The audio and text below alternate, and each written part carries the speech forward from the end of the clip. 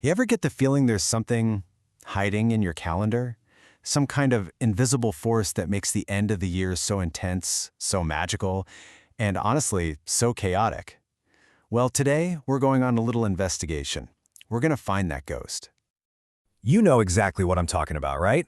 That huge buildup of energy, the frantic rush, the travel, all the spending, and then, boom, January hits and it's just a crash. It feels like something is fundamentally off.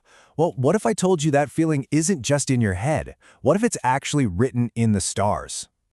Because the real reason for this yearly cycle of chaos and total exhaustion, it might just be astronomical.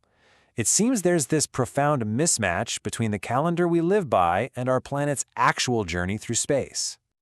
Okay, so to really get this, we need to understand that our planet is basically run by two different clocks. We've built our entire civilization around one of them, but we've almost completely forgotten about the other. And that's where our mystery really begins. Think of it like this. You've got the season clock. That's all about Earth's tilt, which gives us summer, fall, winter, spring. Our calendar, with all its leap days and little tweaks, is perfectly locked into this clock. But then there's this other, much more powerful clock, the orbit clock. This one tracks our planet's actual path around the sun, which, by the way, isn't a perfect circle. It's an ellipse. And that means our distance from the sun and our speed are changing all the time. Here's the kicker. These two clocks are slowly but surely drifting apart. So here's a great way to picture what's happening. Imagine the moment of our planet's peak energy, when we're closest to the sun, is like a giant spotlight. And over the centuries, that spotlight has been slowly moving across the calendar. The problem? Our biggest holidays, our biggest celebrations, they're still standing right where that spotlight used to be generations ago. We're basically left celebrating in the dark. Now there's a fancy scientific name for this whole cosmic drift. It's called apsidal precession. It sounds complicated, but it's not. Just imagine the other big planets, like Jupiter and Saturn, are giving Earth's orbit a gentle little nudge as we go by. Over thousands of years, these tiny nudges cause our whole elliptical orbit to slowly rotate. And that means the date we're closest to the sun, the moment of our peak energy, is constantly creeping forward in the calendar. So you might be wondering, how fast is this spotlight actually moving? Well, it's a super slow, almost unnoticeable drift. It's a change so gradual that you would never, ever notice it in your own lifetime. But over generations, it really adds up. It crawls forward one single day every 58 years. Think about that. That means the peak energy date your grandparents experienced is already different from the one we experience today. And when you stretch that out over centuries, this tiny shift creates a massive gap between our ancient traditions and our current reality. And this is where it gets really mind-blowing.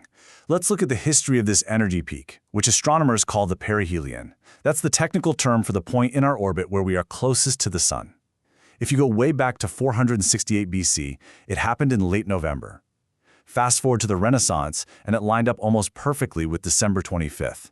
And today? Well, today that spotlight has moved all the way into the new year, to January 3rd. Okay, so what in the world does this have to do with Christmas and New Year's? Well, the theory is that for thousands of years, our ancestors were, without even knowing it, totally in sync with this energy peak. Their most important rituals weren't just random dates on a calendar. They were anchored to this incredibly powerful cosmic moment. You can almost think of these ancient holidays as fossil records, pointing back to our connection with the cosmos. It's powerful evidence. Back in the Roman era, the wild energy of Saturnalia perfectly matched the perihelion in mid-December. A little later, it was the Feast of St. Nicholas, and then, by the Renaissance, the alignment with December 25th is what gave Christmas its incredible, magnetic cultural power. See, our ancestors were in tune with the universe. We've lost that connection. Which brings us right to today, and what you could call the great modern mismatch. We are aiming all of our biggest cultural and energetic cannons at a ghost date, a time that the universe has long since moved on from. This is what some are calling the precession failure. Our calendar is like a static anchor, right? It's perfectly locked to the seasons, but it has totally lost track of the dynamic engine of our solar system, the real, moving source of our planet's energy. It's like we're trying to navigate with a really old map, but the territory itself has changed. So here we are, pouring all of our energy, our money, our emotions into late December, and then we wonder why we feel so drained and empty afterward. It's because the real cosmic party, the perihelion, doesn't even get started until we're all back at our desks, nursing the January blues.